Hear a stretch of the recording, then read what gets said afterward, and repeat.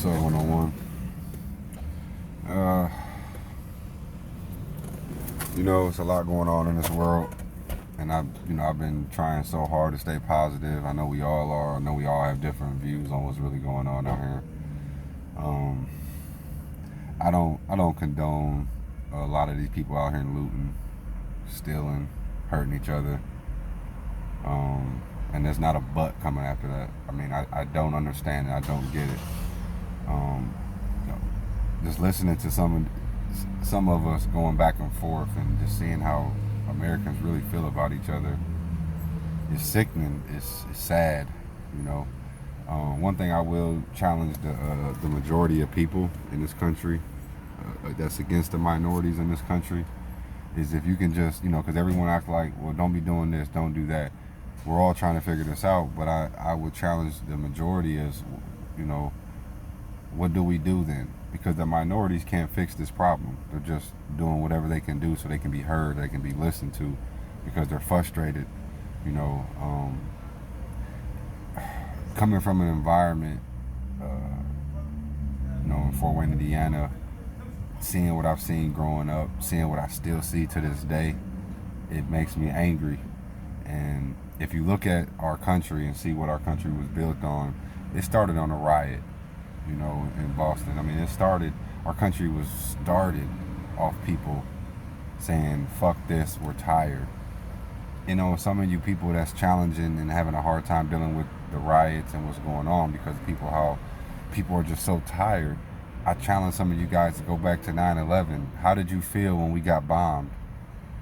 And then we sent our troops over there and bombed all those cities. Did you feel real American? Did you feel safe? Every change is brought by violence, whether we like it or not.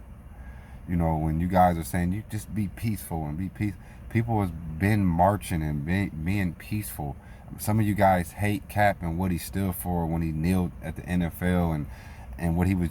It's like, why are you guys mad at him when this is what he was talking about? People have been trying to be peaceful about it.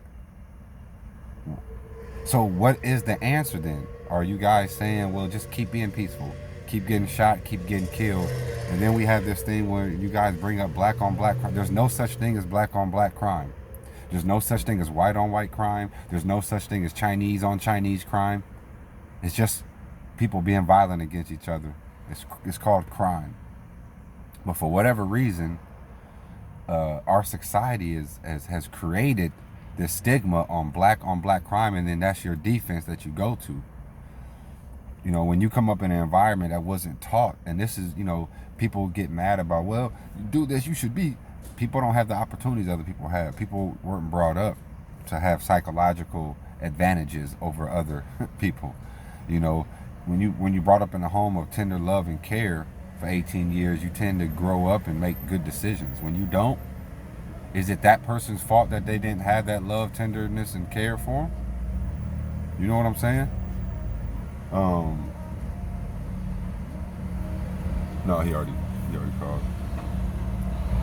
When we think about everything that's going on, and we think about where the problem started. We're all out here mad and angry, and we're all battling, and people are judging the symptoms, and no one's focusing on the illness. Like, what else are black people supposed to do? Do anybody that don't feel this to the point, even you can be racist. What do black people supposed to do? When you guys say America was great, when you speak of this America that was great, was everybody treated equally? Was everyone given their 40 acres and a mule? Was generational wealth set up for the black community? Think about that. Like, this shit was planted a long time ago, and so many of you guys get so angry at black folks for not understanding. Like, they're supposed to just snap their fingers and have opportunities like you. The majority. I understand some white people has grown up and struggled just like the black hoods of America. I get that. Okay, I'm talking majority. Like, we all can agree that there's a majority of people in America that don't have to grow up and live that lifestyle and understand what it even means to go without. It is tough. It's hard. And we make so many, as humans, all of us make so many bad decisions based on emotions. And that's what you're seeing going on right now in our communities and in our cities right now. There's people that's just angry, they're fed up.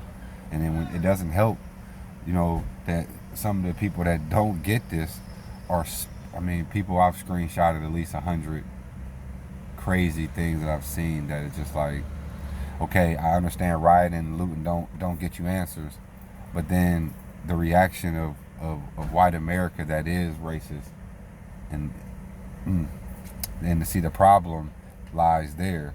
This is what, we don't wake up every day and riot and loot, but we wake up every day and see the shit that I'm seeing now. People showing their true colors of what they really stand for. And I've had some really good friends. I haven't even deleted them off my Facebook. I'm trying to learn about these people and how I can help change their views on how they look at a black American. I'm trying to help black America understand black America. I don't support black businesses. There's no such thing as a black-owned business. There are businesses. The majority of America are owned by white men. I buy Jordans, I buy Nikes, I buy a lot of things. This hat, New Era, is probably owned by a white man. I love my New Era hats. But if he promoted it as a white-owned business, I would never buy a New Era hat. So I don't understand why black America has even grown up to think such that we have to put ourselves in this small circle of a market when we don't already support each other and we hate supporting each other. And we don't build up our communities and build value and wealth in our communities. So we're painted as black owned. I don't support black owned businesses. So I really pray that we all can just find love and understanding on why people are even doing this. And another thing I want to say too, I've been sharing some of these videos. I know a lot of black people that's protesting, that's peaceful, loving people that are not being violent towards the police. They are not initiating these riots.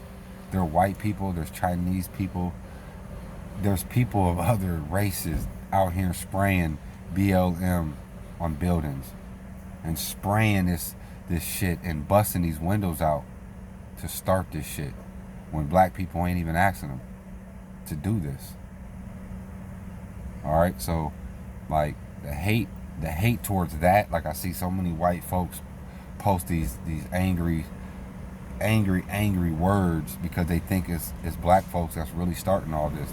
They're starting the protest, the peaceful part, the part that we're legally allowed to do. I mean, you got white people protesting with guns strapped on them in the middle of the street in front of police, are not getting treated like the protests that's going on you see in front of you. But then you see black people that really care about a peaceful protest turn around and are angry at these white people and these Chinese people and other races that's starting this looting. I ain't got no answers. All I got is this message for everybody, just to find a part in your heart to love the person next to you that don't look like you, that hasn't grown up and made the right or wrong choices based on the environment they were brought up in. This sucks to be an American right now.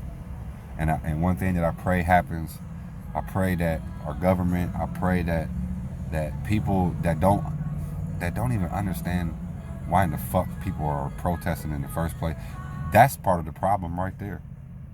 And we'll never fix America until we unite that. And again, minorities can't change this. We don't have the power to do it. We just have a voice. We have social media, and we're just trying to use it.